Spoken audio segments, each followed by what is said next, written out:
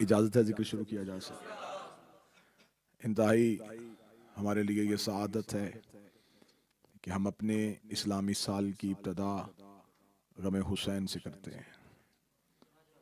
हम अपनी तख्लीक के मकसद को पूरा करते हुए अल्लाह ने जिस मकसद के लिए हमें खल्क किया था और जिसके लिए जनाब सैयदा ने दुआ मांगी थी, हम अपने उस मकसद को पूरा करते हुए अजर रिसालत की अदायगी के लिए अपने इस्लामी साल की पहली सात, पहला लम्हा, पहली घड़ी इमाम हुसैन के गम में बहने वाले आंसुओं से करते हैं।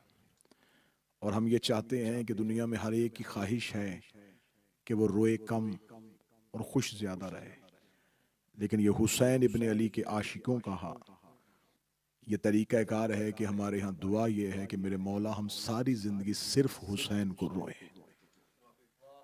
यकीनन ये रोना और ये गिरिया ये किसी दुनियावी मकसद के लिए नहीं है, ये हुसैन इब्ने अली के लिए।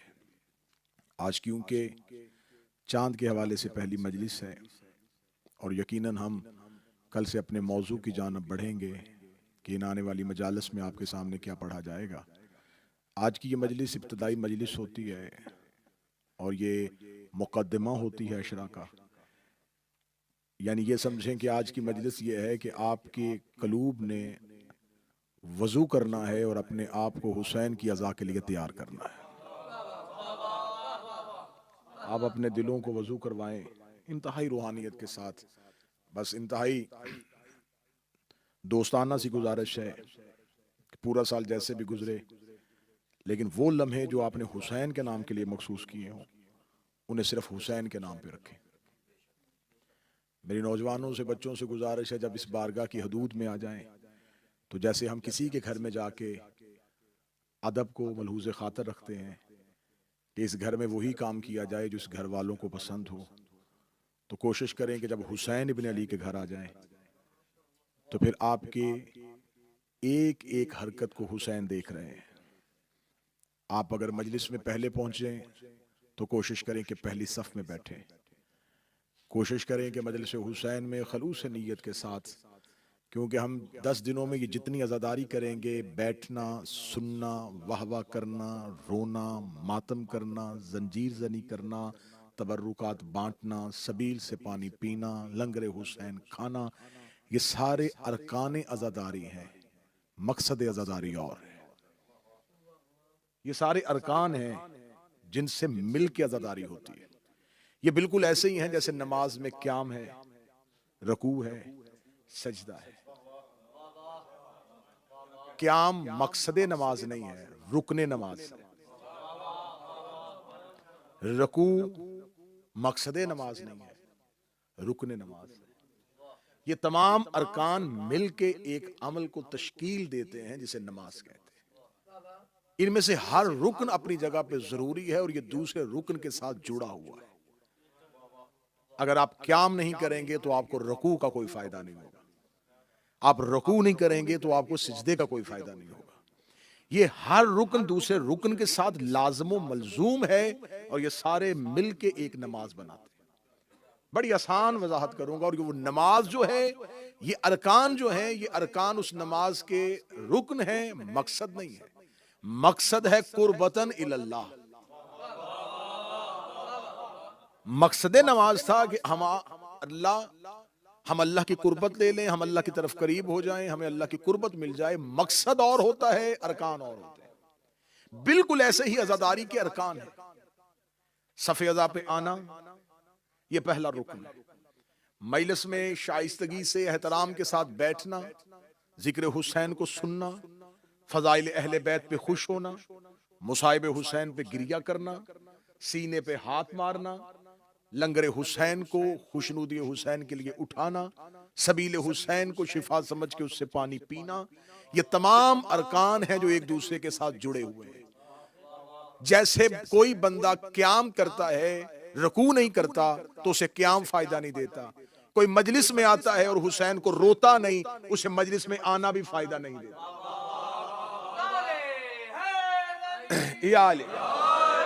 लिहाजा ये तमाम अरकान हैं जो एक दूसरे के साथ जुड़े हुए हैं। ये अरकान है, लेकिन मकसद अज़ादारी है कुर्बत हुसैन। मजहब इस्लाम के जितने भी फिरके हैं उनमें से हर फिरके ने मजहबी जिम्मेदारी अपनी कौम के बूढ़ों को दी है।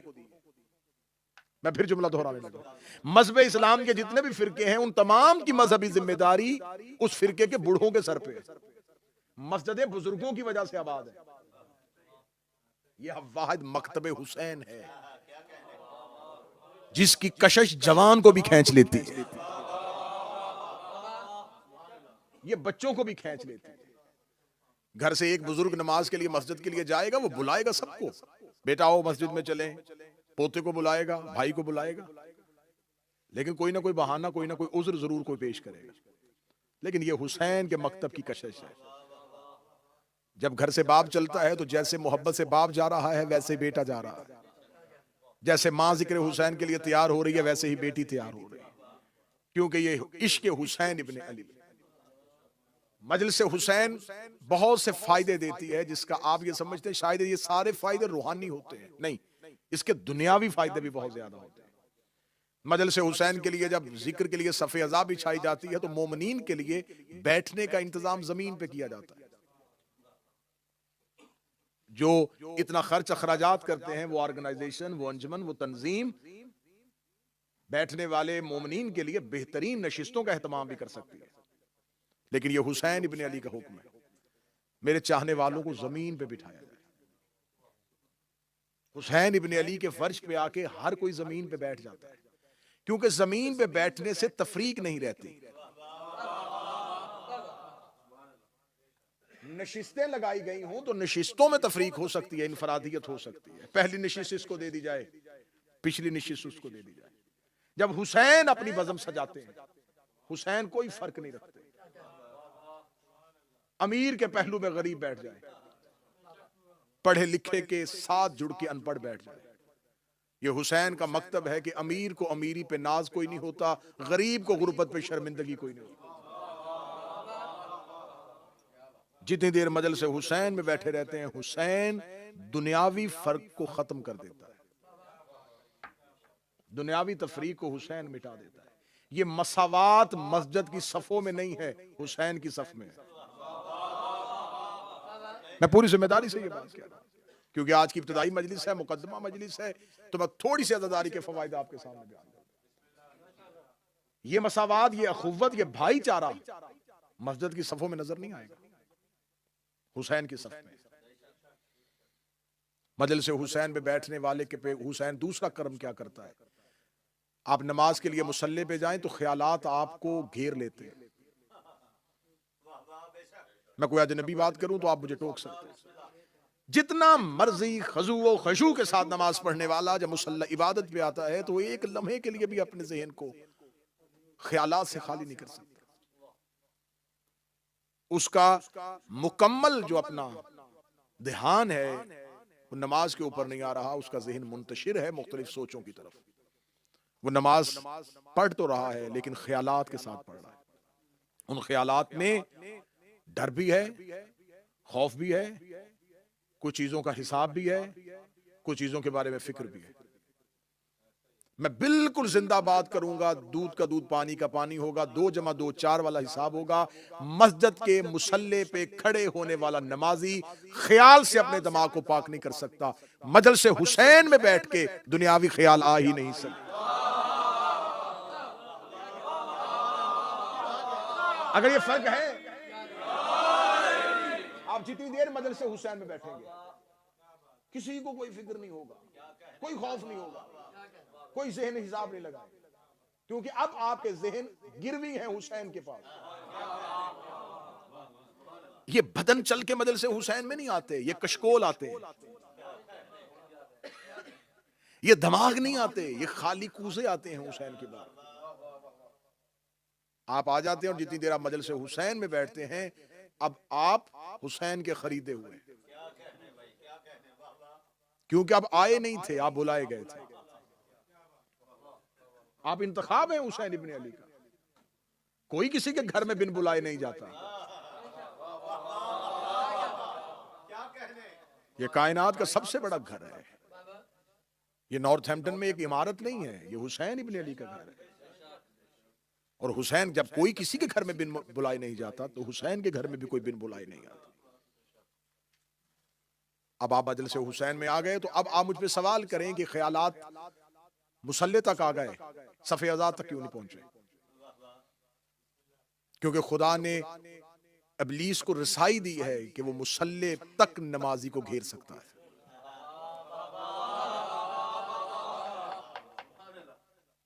वाहिद जमीन पे एक खित्ता, एक जगह, वो हुसैन इब्ने अली की मजलिस है जहां इब्लीस पहुंच ही नहीं सकता।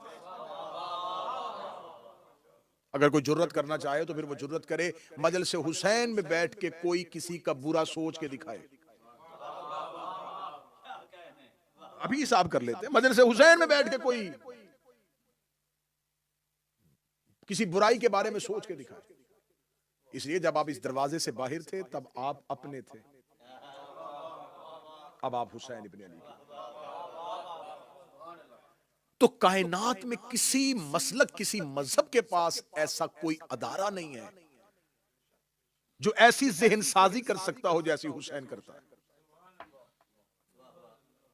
1 साल के 10 दिन हुसैन अपने मानने वालों को बुलाते हैं। पूरे साल के लिए हुसैन उसे हर किसी से बेनियाज कर देते हैं।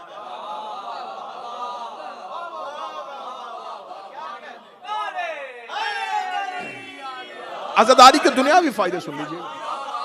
अभी हकीकती आजादारी को नहीं पढ़ा जा रहा, अभी तो दुनियावी फायदे पढ़े जा रहे हैं। अब मजलिस हुसैन में बैठेंगे, आप जाके पूछ लीजिएगा, जो नौजवान बैठे हुए हैं, आप रिसर्च कर लीजिएगा। इंसान का खुश होना इंसान की जिंदगी बढ़ाता है। खुशी आपको सुकून देती है, आपको तस्कीन मिलती है। जब आपको तस्कीन मिलती है तो आपकी जिंदगी की सांसें बढ़नी शुरू हो जाती है। इसलिए आज के मेडिकल साइंस ये कहती है कि अगर आप डिप्रेशन से बच जाएं, अगर आप ज़हनी परेशानियों से बच जाएं, तो आप बहुत सी बीमारियों से बच जाएंगे। आज की जदीद मेडिकल साइंस में जहां दुनिया, इंसान इतनी मुश्किलात में घिरा हुआ है कि इंसान की सोच किसी चीज से खाली नहीं होती। हर इंसान किसी ना किसी ज़हनी असाबी बीमारी का शिकार है। तो आज का जदीद मेडिकल आपको यह कहता है कि आप कोशिश करें कि आप अपने आप को दुनियावी चीजों से बाहर निकालें, अपने आप को वक्त दें, वॉक किया करें, तवील सैर किया करें, ज्यादा देर अपना मोबाइल फोन इस्तेमाल ना करें। क्यों? आप ज़हनी बीमारियों से निकलें। जो काम डॉक्टर मरीज को लिख के देता है, हुसैन घर बुला के वैसे ही कर देता है। अब आप जितनी देर मजलिस हुसैन में बैठे हैं, अब 1 घंटे के लिए आप दुनिया से कट गए। अब आपके मोबाइल साइलेंट, दुनिया आपसे दूर निकल गई। मिंबर से फजाइल पढ़े, आप खुश हुए, जिंदगी बढ़ गई। अब हुसैन एक वक्त में कितना कुछ दे रहा है। खुश होने के बाद मेडिकल साइंस कहती है कि जब इंसान रो पड़े दिल हल्का हो जाता है। इसके दिल पे बोझ है। डॉक्टर्स कहते हैं कि हाँ, अगर इसको यकदम को ज़हनी बीमारी हुई, यकदम को ऐसा धचका लगा है, इसे कोई ऐसी खबर मिल गई है, तो इससे पहले कि वो इसके दिल पे कोई असर कर दे, ये जल्दी जल्दी अपने जज्बात का इजहार करे। अगर ये रो लेगा, इसका दिल हल्का हो जाएगा। जो काम डॉक्टर मरीज को करवाता है, हुसैन इब्ने अली तुम्हारे पूरे दिन की थकावट पहले आंसू से निकाल देता है। तजर्बा करके देख लेना, अगले 10 दिन में मुझे कह देना कि आपने चांद रात को जो पढ़ा था वो गलत पढ़ा था। मजलिस हुसैन में आते हुए अपने जिस्म का बोझ देखना और मजलिस हुसैन से उठने के बाद अपना बोझ देखना। जिक्र हुसैन के बाद तुम्हें अपना आप हल्का महसूस होगा, तुम्हें तबीयत में महसूस होगा कि जैसे तुम्हें किसी ने बदल दिया है। दुनियावी फायदे पढ़ रहा हूं हुसैन की मजलिस में आने के। मौला अमीरुल मोमिनीन ज्यादा जमीन पे बैठा करते थे। एक सहाबी ने कहा कि मौला आप जमीन पे क्यों बैठते? फरमाया इसलिए कि यहां से कोई गिर नहीं सकता।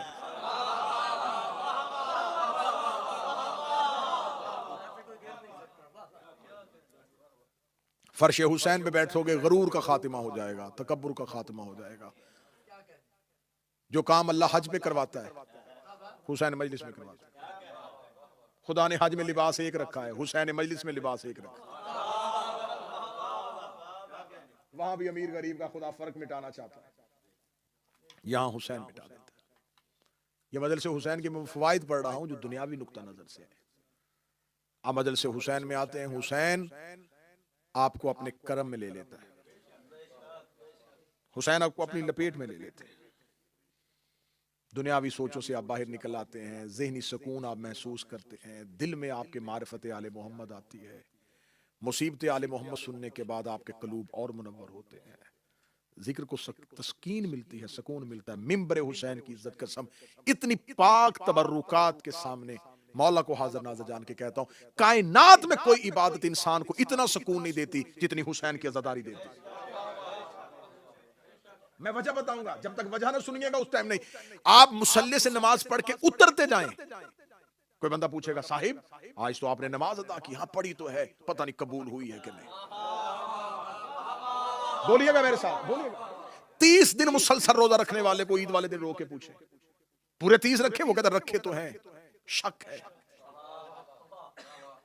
हज करके पलट के आने वाले को एयरपोर्ट पे रोक के पूछे कि तूने इतनी मुशक्कत के साथ हज किया, तो कहता बहुत मेहनत की है, लेकिन दिल में तसल्ली नहीं है, पता नहीं कबूल है कि नहीं है।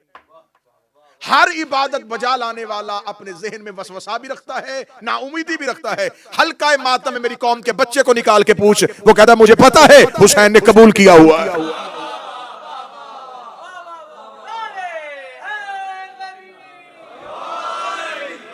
यहां कबूलियत की संद है, यहां कबूलियत की संद है, यहां वसवसा नहीं है, यहां शक नहीं है, यहां हेजानी कैफियत नहीं है।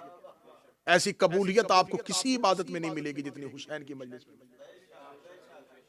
जितनी अज़ादारी है हुसैन इब्न अली में। अगली बात आइएगा, आप जितनी देर मजलिस हुसैन में बैठेंगे आप अपने आप को हुसैन वालों में शुमार करेंगे, क्योंकि आप देखते हैं, आप समझते हैं कि दुनिया में जब इंसानों को काउंट किया जाएगा, उनकी गिनती गिनी जाएगी, तो देखा जाएगा कौन किसके साथ है। हमें फख्र है कि हम आगे आ गए हुसैन के घर में, अब हम हुसैन के साथ हैं। तो अब ये है हुसैन अलैहिस्सलाम की अज़ादारी के वो फवाइद जो दुनियावी नुक्ता नजर से हैं, जो हुसैन देता है। लंगर हुसैन से मांग के खाना, कोई फर्क नहीं है ना। मजलिस हुसैन के बाद न्याज बढ़ती है, लंगर तकसीम होता है, खाना तकसीम होता है, तो हाथ फैलाए जाते हैं। जो बांट रहा होता है, जो दे रहा होता है, दुनिया में हर एक मजहब में खर्च करने वाला घबराता है, खर्च करने वाला, अखराजात करने वाला घबराता है। हत्ता कि इंसान को सबसे ज्यादा औलाद से मोहब्बत होती है ना। बेटे की शादी के, बेटी की शादी के दिन रख दिए जाएं तो बाप घबरा रहा होता है कि ये अखराजात पूरे कर पाऊं, ये सारी चीजें मुझसे हो जाएं। यकीन कीजिए कायनात में वाहिद हुसैन इब्न अली है, इसके जिक्र में लुटाने वाला ज्यादा मुतमिन होता है।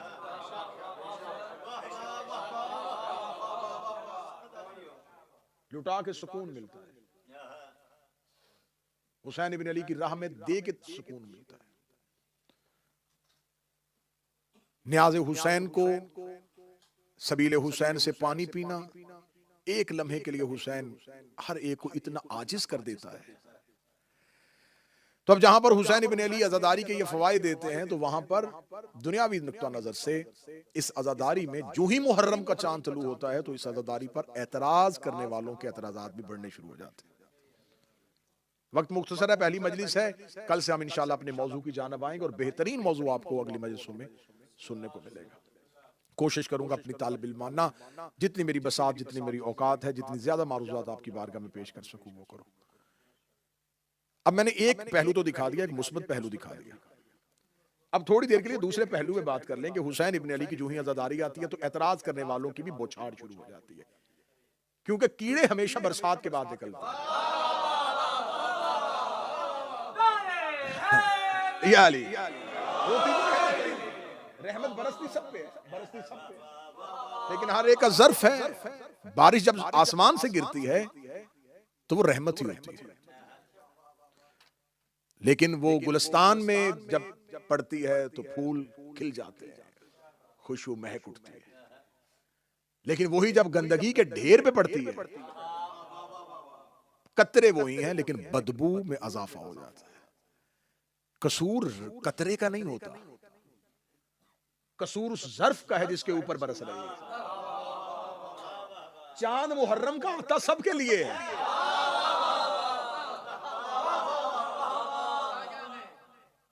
तो मुहर्रम का चांद जहां आसमान पे जाहिर होता है, जमीन पे बहुत से दुश्मन आले मोहम्मद भी जाहिर हो जाते हैं औज़ादारी पे, क्योंकि सोशल मीडिया का दौर है, बच्चों को मुख्तलिफ किस्म के सवालात का सामना करना पड़ेगा। ये मुहर्रम कहां से है, ये सब कुछ कहां लिखा हुआ है, जो जिससे कर रहे हो कहां लिखा हुआ है। इन दिनों में इतना ये लफ्ज आपको सुनने के मिलेगा, कहां लिखा हुआ है। ये आज पहली मजलिस में मैं आपको कह रहा हूं, ये ज़हन नशीन कर लीजिएगा कि सोशल मीडिया पे आपको ये लफ्ज बार बार सुनने को मिलेगा। कहां लिखा है, कहां लिखा है, कहां लिखा, मातम कहां लिखा है, जंजीर कहां लिखी है, घोड़ा निकालना कहां लिखा है, काले कपड़े पहनना कहां निकला, जुलूस निकालना कहां लिखा है। मैं उम्मत मुसलमान से इस माइक के जरिए, इस कैमरे के जरिए मुखातिब होकर पूछना चाहता हूं कि आप क्या चाहते हैं। आप मुझे सिर्फ इतना बताएं कि जो लिखा हुआ है क्या आप वो सब कुछ कर रहे हैं। हाँ, हम आपके एतराजात का जवाब देने के लिए तैयार हो गए, हमने तो बैठ गए, हम तो आ गए, हमने तो ऐलान कर दिया कि हाँ भाई, जो जो एतराज है मेरे मकतब पे कीजिए। लेकिन मैं पूछना चाहता हूं कि जो लिखा हुआ क्या वो सब कुछ कर रहे हो। कुरान में कितनी जगह पे लिखा हुआ है कि नमाज पढ़ो, क्या सारे मुसलमान नमाजी हैं? सारे मुसलमान इतने सच्चे हो गए हैं कि झूठ तरस रहा है कि कोई मुझे बोले। ईमानदारी इतनी हो गई है कि दुकानदार दुकानों पे बैठे नहीं है और गाहक आके अपनी मर्जी से सौदा उठा के पैसे रख रहे हैं। दयानत के चर्चे मुसलमानों के इतने मशहूर हो चुके हैं कि गैर मुस्लिम जो है वो मुसलमानों की बैंकों में पैसा रखवा रहे हैं। मैं जो जो बात कर रहा हूं सामने से मजमा मुस्कुरा रहा है, इसका मतलब है ऐसा कुछ भी नहीं हो रहा। जब ऐसा कुछ भी नहीं हो रहा तो ये सब कुछ मैं वो पढ़ रहा हूं जो लिखा हुआ है। सर ना हिलाइएगा, जुबान से बात कीजिएगा, सर ना हिलाइएगा, जुबान से बात कीजिएगा। ये जो कुछ मैं पढ़ रहा हूं, ये सब कुछ मैं वो बयान कर रहा हूं जो लिखा हुआ है। जो लिखा हुआ है वो कर नहीं रहे। अच्छा चले ठीक है जी साहब, चलो जी नहीं हम मानते हैं। अब इसका जवाब फौरन आ जाएगा, मजलिस लाइव जाएगी, नीचे कमेंट्स में लिखा जाएगा। और मैं बार बार कहता हूं, हर मजलिस में कहता हूं कि ये खासियत सैयदा ने मुझे दी है, ये मेरे हिस्से की नौकरी है कि मुझे वो सुनते हैं जो किसी को नहीं सुनते। वो सुन रहे होते हैं और मुझे खुशी होती है, मुझे तस्कीन होती है। जितनी दुश्मनी अहले बैत के दिल में दुश्मनी मेरी बढ़ती है, मुझे तस्कीन होती है। तो अब ठीक है जी, अब फौरन नीचे लिखा हुआ आ जाएगा कि देखें जी उन्होंने ये मिसाल दे दी। लेकिन हम मानते हैं कि हम सब कुछ वो नहीं करते। हम तो मानते हैं कि जी लिखा हुआ है लेकिन हमसे नहीं हो रहा, हम गाफिल हैं, हमसे नहीं हो रहा। लेकिन इसका ये मतलब तो नहीं है ना कि इसका जवाब ये है कि ये सब कुछ जो लिखा हुआ अगर मुसलमान ये नहीं कर रहे तो जो नहीं लिखा हुआ वो भी करना चाहिए। ठीक है, आइए इसका जवाब भी दे देते। आप मुझे ये बताएं कि अगर जो लिखा हुआ है वो आप नहीं कर रहे, लेकिन जो नहीं लिखा उसे आप सुनना चाहते हैं, तो मुझे आज तक कहीं किसी जगह पे नजर नहीं आया। आप मुझे साहिबान बता दीजिएगा किसी मस्जिद में सुबह सुबह नमाजियों ने मौलाना को नमाज पढ़ाने के बाद घेरे में ले लिया हो कि मौलाना साहब हमने आपके पीछे नमाज पढ़ तो ली है, लेकिन कुरान में ये तो बताएं कि ये 2 रकतें कहां लिखी हुई हैं। ये पहली रकत में अल्हम्दुलिल्लाह पढ़ना ये कहां लिखा हुआ है? ये रुकू में जाके ये तस्बीह पढ़ना कहां लिखा है? ये सजदा ये कहां लिखा हुआ? ये आयत दिखाएं। हज पे जाते हुए हाजियों ने मुफ्ती मक्का को घेरे में लिया, वो आ तो गए इतना खर्च करके, लेकिन ये बता ये पत्थर मारना कहां लिखा है? ये दौड़ना कहां लिखा है? ये चक्कर 7 ही लगाने 8 नहीं लगाने, ये कहां लिखा हुआ है? रोजे के चैप्टर में मुसलमानों ने कभी किसी को सोशल मीडिया पे लिखा हो कि हम रख तो रहे हैं, लेकिन ये पता ही नहीं है कि मुब्तलाते रोजा कहां लिखे हुए हैं, मकरूहाते रोजा कहां लिखे हुए हैं। जब ये बात उलमा की महफिल में आएगी तो उसका जवाब ये देखें, क्योंकि कुरान अल्लाह की किताब है और जो सबसे बड़ा हो ना वो सब कुछ नहीं लिखता।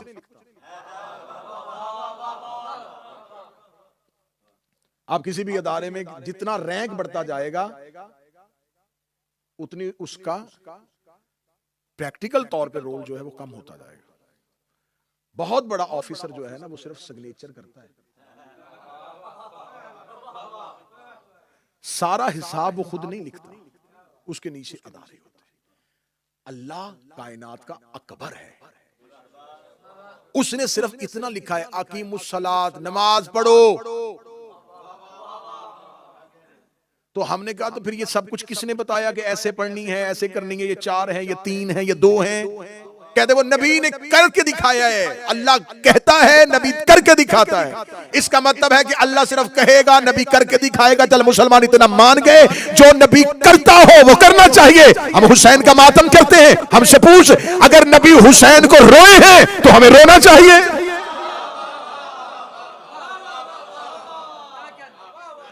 अगर नबी हुसैन को रोए तो हमें रोना चाहिए। तो फिर अहले सुन्नत किताबों के ढेर लगाने के लिए तैयार है कि हुसैन दुनिया में आए हैं तो रसूल रोए। कितनी दफा जिंदगी में रसूल अल्लाह ने हुसैन को सीने से लगा के अहले सुन्नत की कुतुब भरी पड़ी है, रसूल ने गिरिया किया है। तो जिस रसूल ने तुम्हें 2 रकत नमाज दिखाई थी, उसका तुम्हें हुसैन को गिरिया करता हुआ नजर क्यों नहीं आया? ये बातें जरूरी होंगी पहली मजलिस में। चले फिर इससे आगे बढ़ते हैं, इससे आगे बढ़ के हम देख लेते हैं। ठीक है, अल्लाह जो है देखें, नमाज का जो नमाज एक अमल है, लेकिन इसका जो बाब है, इसका जो इसके अंदर चैप्टर के अंदर जो मुख्तलिफ किस्म की तशरीहात हैं, ये बहुत ज्यादा है। ठीक है, नमाज, मुसाफिर की नमाज कैसी होगी, कसर नमाज के अहकाम कैसे हैं, बीमार के अहकाम क्या हैं, नमाज में अगर आप रकत भूल जाएं तो फिर क्या है, सजदा साहब कैसे करना है, अगर आप सफ़र में हैं तो फिर आपने कैसे अदा करनी है, अगर आपने किसी की गस्बी जगह पे जाके पढ़ ली है तो फिर आपको क्या करना होगा। ये इतनी लंबी तशरीह है, लेकिन कुरान में सिर्फ इतना ही है, अकीमुस्सलात। नीचे उलमा ने शरा में इतनी मोटे बाब बांध दिए हैं सिर्फ नमाज के लिए। आतु ज़कात, रोजा रखो, अल्लाह ने सिर्फ इतना कहा है। नीचे इतनी लंबी तशरीह है, मुसाफिर ने रोजा कैसे रखना है, बीमार ने रोजा कैसे रखना है, दरमियान में तबीयत खराब हो गई तो अब रोजे के लिए क्या हुक्म है, मकरूहात रोजा क्या है, मुब्तलात रोजा क्या है, वाजिबात रोजा क्या है। लंबी तशरीह, कुरान में तशरीह नहीं, हुक्म। बात समझिएगा नौजवान, बात समझिएगा बच्चे। ज़कात के लिए हुक्म, तशरीह, नमाज के लिए हुक्म, तशरीह।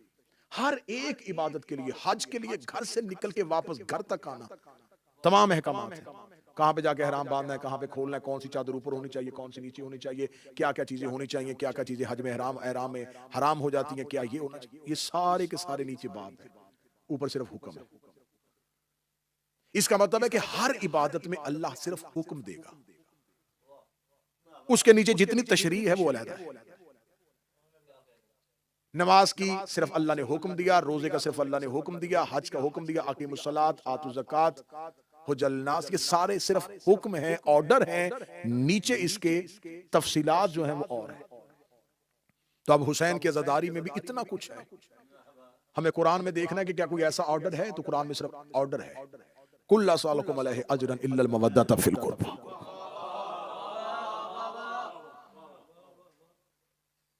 मेरा हबीब इनसे कह दे कि सिर्फ ये अहले बैत से कुर्बा से, रसूल के कुर्बा से मवद्दत करें। अब अल्लाह ने सिर्फ मवद्दत का हुक्म दिया है, नीचे पूरा बाब है कि जिनसे मवद्दत की जाए उनकी खुशी में खुश कैसे होते हैं, उनकी गमी में गम कैसे करते हैं। अगर आपको पता चले कि वो प्यासे रहे हैं तो आपने प्यासे कैसे रहना है, वो भूखे रहे हैं तो आपने भूखे कैसे रहना है, उन पे जुल्म हुआ है तो आपने गिरिया कैसे करना है। तो इसका मतलब है कि पूरी की पूरी आजादारी कुरान में मौजूद है, हुक्म की सूरत में। तो अब इसके आगे जब अल्लाह ने मवद्दत का हुक्म दे दिया, तो फिर अल्लाह ने जब मवद्दत कह दिया कि मवद्दत करो, तो फिर अब जिसने मवद्दत करनी है उसने अपने अपने ज़हन के मुताबिक मवद्दत करनी है। मैं एक छोटी सी मिसाल दूंगा कि अगर आप किसी के शादी पे जाएं, जब आप वहां पर पहुंचे तो आपको कार्ड मिला हो, आपको इनविटेशन आया हो, लेकिन जब आप वहां पे पहुंचे तो पता चला कि वो घर वाले जो है वहां पर तो कोई भी शादी की रसूमात अदा नहीं हो रही। आपने फौरन दरियाफ्त किया। चलिए मैं अपनी मिसाल देता हूँ, मैं किसी के यहाँ गया तो मैंने दरियाफ्त किया, यहाँ पर शादी, मुझे तो कार्ड था, इनविटेशन था, मुझे बुलाया गया था, तो शादी क्यों नहीं हो रही। वो कहेंगे जी बिल्कुल इतला भी सबको थी, मेहमान भी सारे तकरीबन पहुंच चुके थे, लेकिन अभी अभी इतला हुई है कि जिस बच्चे की शादी थी उसके नाना की डेथ हो गई है, जिसकी वजह से शादी की रसूमात खत्म कर दी। मैंने कहा जनाजा कितने बजे होगा, नहीं जनाजा यहाँ पे नहीं है, वो अमेरिका में रहते थे, वहीं उनकी डेथ हुई, मौत अमेरिका में हुई, रसूमात यहां कैंसिल हो गए। वो कहते देखे तो सही रिश्ता क्या है, अब शादी मौखर कर दी गई, अब जब नई तारीख रखी जाएगी तो आपको बता दिया जाएगा। अब फिलहाल तो शादी नहीं हो सकती। थोड़े अरसे के बाद जब दोबारा कार्ड आया, जब दोबारा वहां पे पहुंचा, और जब मैं वहां पहुंच के देखा तो मैंने देखा कि उसी गली में कॉर्नर में पहले ही घर के बाहर कुछ लोग फातिहा खानी कर रहे थे। फौरन जहन में सवाल आ गया कि जिन्होंने अमेरिका में मौत हुई थी तो कैंसिल कर दी थी, ये तो हुई भी गली में है, तो रसूमात तो आज भी नहीं होंगी। लेकिन जब पहुंचे तो निकाह की रस्म जारी थी। मैंने कहा साहब अदल समझ में नहीं आया, अमेरिका में मौत हुई, रसूमात कैंसिल, गली में बंदा मरा, शादी हो रही है। उन्होंने कहा उसके साथ रिश्तेदारी थी। इसके साथ रिश्तेदारी नहीं है। मुहर्रम से पहले जिलहज का महीना आया, इब्राहिम के बेटे इस्माइल की याद आई, सारे मुसलमान आ गए, इसलिए कि इब्राहिम से रिश्तेदारी साबित कर रहे थे।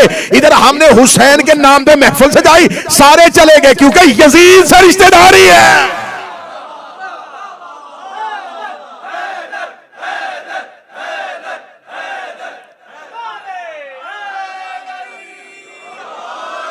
कातिल से रिश्तेदारी। अब हुसैन के कैंप में नहीं आए, हमें कोई गिला नहीं, तो फिर आप माने कि आप हुसैन के कैंप में नहीं है। अब ये है हुसैन के जिक्र की सबसे बड़ी दलेरी कि हुसैन के जिक्र में ना आने वाला हुसैन के मुखालिफ के कैंप में भी नहीं जा रहा। भाई दो ही धड़े होते हैं ना, अगर तुमने हुसैन के धड़े में नहीं आना तो जाओ यजीद के खाते में। अब यजीद के धड़े में जा नहीं सकते और दरमियान में खड़े होकर कहना शुरू कर दिया मुहर्रम कहां लिखा है, मातम कहां लिखा है, जंजीर ज़नी कहां लिखा है। एतराज ना करें, दोनों धड़ों में से किसी एक धड़े का इंतखाब करें। मुहर्रम का चांद हुसैन की फतह का ऐलान है। ये गम हमें रुलाता जरूर है, लेकिन हम मुतमिन हैं कि हम हुसैन के कैंप में हैं। हम मुतमिन हैं कि हमने जमाने की सख्तियां झेली हैं, लेकिन हमने हुसैन का दामन पकड़ा हुआ है। कल से इंशाल्लाह ठीक 7 बजे मजालिस का सिलसिला शुरू होगा और कल ही अपने मौजू का मुकम्मल तारुफ आपके सामने पेश करूंगा। बेताब हो के शिया पूरी दुनिया में ये चांद देखते हैं। इस्लामी साल के 12 महीने 11 चांद इतने बेचैन नहीं करते जितना ये चांद बेचैन करता है। पूरे इस्लामी साल में बहुत से वाकयात हुए हैं। रमजान का चांद है, मौला अली की शहादत है। सफर के चांद में रसूल अल्लाह की शहादत है, मौला हसन की शहादत है। हर चांद में आले मोहम्मद का कोई ना कोई दुख है। लेकिन मुझ पे सवाल करो कि हम मोहब्बत पूरी अहले बैत से करते हैं, रुलाता हमें सिर्फ मुहर्रम का चांद क्यों? इस चांद में मोमन की हालत गमगीन क्यों हो जाती है? इसलिए कि इस चांद में ज़ैनब बड़ी बेचैन हो। कोशिश करना, मैं असबाब मुहैया करने की कोशिश करूंगा। पहली मजलिस में कोई खुश आंख ना लेके जाए। ना रो सकोगे, जितनी देर कहोगे मैं पढ़ता रहूंगा। नहीं रोना आएगा मैं और रवायत पढ़ दूंगा, नहीं रोना आएगा मैं और रवायत पढ़ दूंगा। लेकिन कोशिश करना, आज पहली रात है, पहली मेहमान बनी है मुस्तफा की बेटी। वो बकिया से चल के आई है सिर्फ तेरे आंसुओं की खातिर। उसे सिर्फ ये इल्म है कि यहां मेरे हुसैन को रोने वाले इकट्ठे हो गए।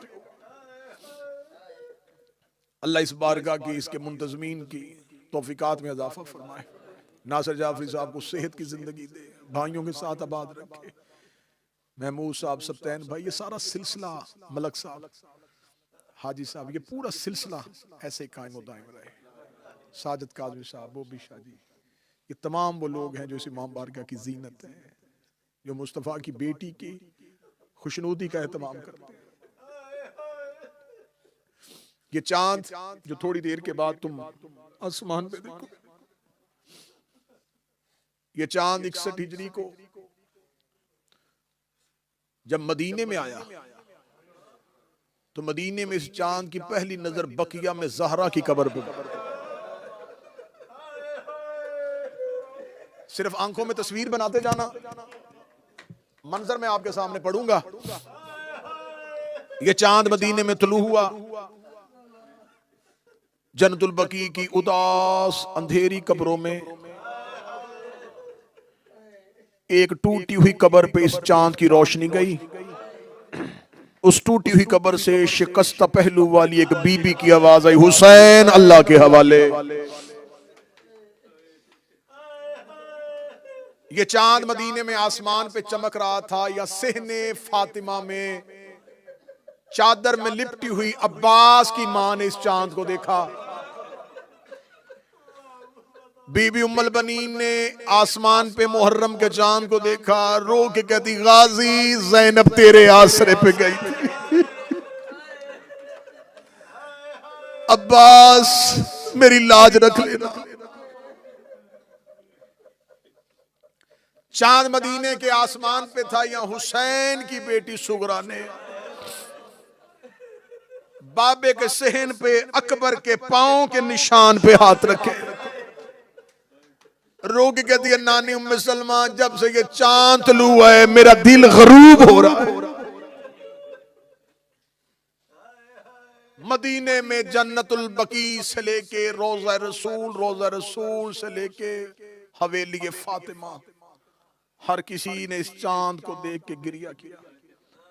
मैंने तुम्हें सुनाई मदीने में चांद की हालत, अब ज़हनों को लेके आओ। मुहर्रम का चांद 61 हिजरी, सूरज टीलों के पीछे गरूब हो रहा था, और मुहर्रम का चांद टीलों से सर को उठा रहा था। एक मुख्तसर सा काफिला मंजिल की जानब चल रहा था। आगे आगे उस कारवां का मीर कारवां मुर्तजस की जीन पे बैठा था फातिमा का चांद। उसके पीछे थे बनी हाशम के घोड़े, उसके पीछे थे अहले बैत की मुखद्दरात के महमल। हर बीबी के महमल के साथ उसके बेटे की सवारी आ रही थी। अकबर की मां पर्दा उठाती थी तो अकबर को देखती, कासिम की मां महमल का पर्दा उठाती तो हसन के यतीम को देखती, अली की आलिया महमल का पर्दा उठाती तो अपनी जोड़ी को देखती। हर मां पर्दा उठा के अपना लाल देख रही थी। एक महमल से पर्दा उठ नहीं रहा था, वो बीबी महमल में बैठी अपनी गोद को देख रही थी, रो रो के कह रही थी, असगर गर्मी इराक की है, तेरा जिस्म बड़ा नरम है। कोशिश करना कि आहो बुका बुला। हर मां महमल के बाहर बेटा देख रही थी। एक बीबी वो थी जो गोद में बच्चे को देख रही थी, रो के कहती थी, अकबर कासिम तुम जवान हो, तुम घोड़ों की जीन पे बैठे, असगर अरब की गर्मी, तेरे जिस्म की नरमी, असगर तेरे सफरों के दिन नहीं थे। सदात और गैर सदात माएं बेटों का चेहरा देख रही थी। काफिला खामोशी से अपनी मंजिल की जानब चल रहा था। काफिला गाजरिया और नैनवा, जिसे तुम करबो बला कहते हो, उससे एक मंजिल दूर पीछे पहुंच चुका था। एक मंजिल पहले ये काफिला चल रहा था और मुहर्रम का चांद रेत के टीलों से नमूदार हुआ। माओ ने बेटों के चेहरे देखे, बेटों ने अब्बास के चेहरे देखे, अब्बास ने हुसैन का चेहरा देखा। माएं बेटों के चेहरों से हालात का पता कर रही थी, बेटे अब्बास के चेहरे से हालात देख रहे थे, अब्बास हुसैन के चेहरे से हालात देख रहे थे। तुम्हारे ज़हन अगर उन टीलों पे चले गए हैं, अगले जुमले पे मातम हो जाएगा। माएं बेटे देख रही थी, बेटे अब्बास देख रहे थे, अब्बास हुसैन को देख रहे थे, अब्बास की निगाहें हुसैन के चेहरे पे थी। हुसैन ने रेत के टीलों पे मुहर्रम के चांद को देखा। ज़हरा के चांद के हाथों से घोड़े की लजामें निकल गई। हुसैन ने घोड़े की लजामों को छोड़ा, अब्बास ने घोड़े की लजामों से हाथ उठा लिए, कासिम ने अपने पांव रकाब से निकाल लिए, अकबर ने अपने हाथ लगाम से उठा लिए। माएं अपने महमलों में बेचैन हो गई कि हमारे बच्चों ने सवारियों की लजामें क्यों छोड़ दी हैं। हाशमी परेशान हो गए कि अब्बास ने लजाम से हाथ क्यों उठा लिए हैं। हुसैन के लब हिलने शुरू हुए, अब्बास हुसैन के करीब गए, हुसैन की डीलों पे आवाज आई, इन्ना लिल्लाहि व इन्ना इलैहि। इन्ना लिल्लाहि व इन्ना इलैहि राजिऊन। इधर हुसैन ने इन्ना लिल्लाह पढ़ा, पीछे अब्बास ने इन्ना लिल्लाह पढ़ा, पीछे अकबर ने इन्ना लिल्लाह पढ़ा, पीछे अली की बेटियों ने इन्ना लिल्लाह पढ़ा। ज़ैनब की आवाज आई, अब्बास एक बार हुसैन को कहे बहन के महमल के करीब आइए। हुसैन की सवारी आलिया के महमल के करीब गई। बीबी ने महमल का पर्दा उठाया, हुसैन के चेहरे पे निगाह की। बीबी ने चादर ततहीर से हुसैन के आंसू साफ किए। रो के कहती, मैं बहन हूं तेरी, मैं बेटी हूं अली की, मुझे बता जंगल में मौत की आयत क्यों पड़ी है। हुसैन की आवाज आई, ज़ैनब मुहर्रम का चांद तलू हो गया है, तेरा गरीब 9 रातों का मेहमान रह गया है। इतना कहना था, ज़ैनब की आवाज आई, मेरे महमल के पीछे एक काले बुरके वाली बीबी रो रो के कह रही है, ज़ैनब जंगलों में उजड़ गई, टीलों में उजड़ गई, परदेश में उजड़ गई। मातमे हुसैन।